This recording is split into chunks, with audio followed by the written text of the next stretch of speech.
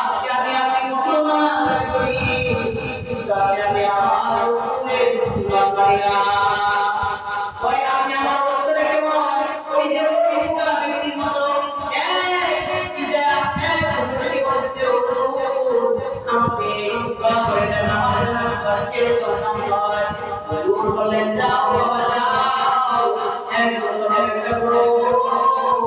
ওই বাংলা এক বছর অপেক্ষা করার পরে আয়সা বলতেছে হুজুর কি বললেন? সন্তান তো আর হয় নাই। তখন হুজুর বলতেছে কয় সন্তানই যে হয় না, হুজুর বুঝে গেছেন। হয়তো দশের ছেলের জন্য তো আছে যে মেয়ে হয়তো হবে, বলতেছে কোনো সন্তানই হয় নাই। হুজুর জিজ্ঞাসা করতেছে তুমি কি বাবা বিবাহ করছো? কয় না আমি বিবাহ করি নাই।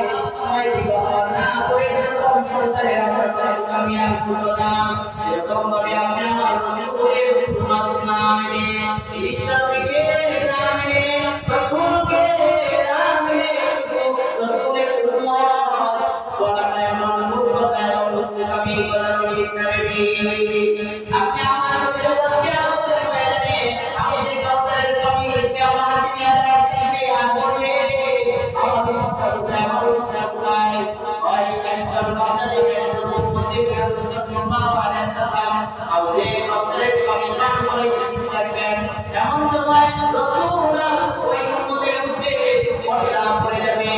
আল্লাহ পয়গম্বর বলে থাকবে কি সে কি জন্য এই সময় পর্দা চলে হয়েছে এর বাবা উম্মত আর ফেরেশতা বলবে ও আল্লাহর পয়গম্বর আপনি যে দিন দেখেছিলেন গায়েবের ময়দানে রক্তের বিন্দু হইয়া উহুদের ময়দানে দাঁড়া দেওয়ার শহীদ করে মাসকে মাস করে শুনে চুলা মুখে না আপনি আমি মুসলমান পয়গম্বর সবাইকে পেয়েছি।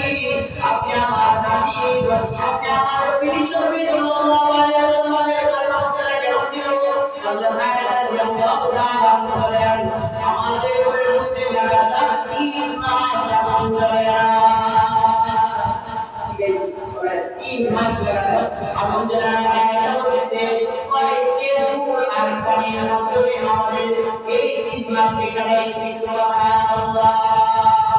ওই আপনি আমি পুরা তো অবস্থায় পেরেশানি আপনি আমাদের প্রোগ্রামে ওইখানে আমি কথা বলছি যে নবীকে আপনারা আসমান থেকে বাড়াইতেন না, যে নবীকে আল্লাহ অনুমতি দিয়েছিলেন আপনাদের পয়গম্বর আপনি বলেন কোন কারণে একটা মিশন বানাইলে আল্লাহ পয়গম্বর বলেন না যা ওই আল্লাহ পয়গম্বর বলেন না আপনি যদি বাড়াইতে সরকার বানাইছেন আপনি যদি শান্তির সাথে চলে তাহলে আমার যে উম্মত আসবে তারা এই কথা বলতে বাধ্য হয়ে যাবে রাসূলের কোনো মত ছিল না, রাসূলের কোনো নেবাদারের কোনো ত্রুটি ছিল না, গালিবাড়ির শর্ত ছিল না, গালিবাড়ির কোনো অভাব ছিল না, বিবি বাচ্চার কোনো অভাব ছিল না, শান শৌকতের কোনো অভাব ছিল না।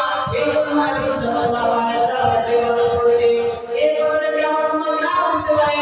এই জন্য আমি পয়গম্বর একবার কাবো যখন কাবো তখন আলহামদুলিল্লাহ আর যখন কাবো না তখন আমি শুকর করব। সুবহানাল্লাহ।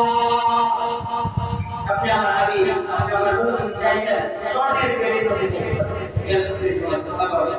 স্বর্ণের পেটের মধ্যে রাসূল বলেন না ভাই আমি যদি এই স্বর্ণের আকাশ চলে চলি আর আমার যে উম্মতরা করি কত করবে রাসূলের কিছু অবস্থায় রাসূল না করে আপনি আমার রাসূলের অবস্থা কেমন ছিল কেমন ছিল? আল্লাহ নবী সাল্লাল্লাহু আলাইহি ওয়াসাল্লাম সাজদার মধ্যে গেছেন, সাজদার মধ্যে যাওয়ার পরে আল্লাহ আয়েশা রাদিয়াল্লাহু তাআলা বলেন এত দীর্ঘ সময় সাজদার মধ্যে পড়ে গেছেন ভাই আমি মনে করছি রাসূল সাল্লাল্লাহু আলাইহি ওয়াসাল্লাম সাজদার মধ্যে থেকে দুনিয়া থেকে বিদায় হয়ে গেছে। সুবহানাল্লাহ। এজন্য আমি তার পায়ের মধ্যে সিদ্ধি দেওয়ার প্রতিদিন না পারবে আর তখন আমি আমার কাঁধটা খুলে বুকের কাঁধ দিয়ে রেখেছি সাজদা অবস্থায় রাসূল সাল্লাল্লাহু আলাইহি ওয়াসাল্লাম বলেছে ইয়া উম্মতি ইয়া উম্মতি। সুবহানাল্লাহ।